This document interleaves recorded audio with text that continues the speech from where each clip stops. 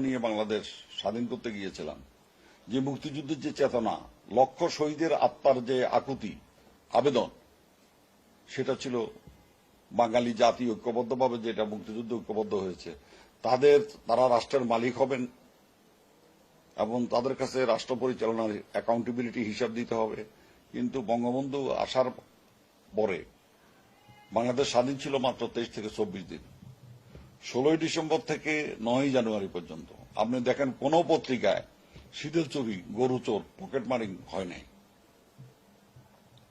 সবার মধ্যে একটা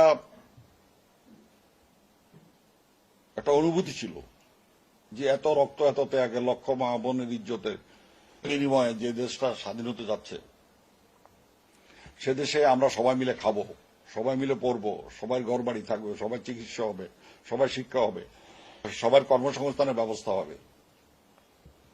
আইসা শুরু হয়ে গেল লুটপাট, রিলিফ চুরি, কম্বল চুরি, টিন চুরি, এগুলি।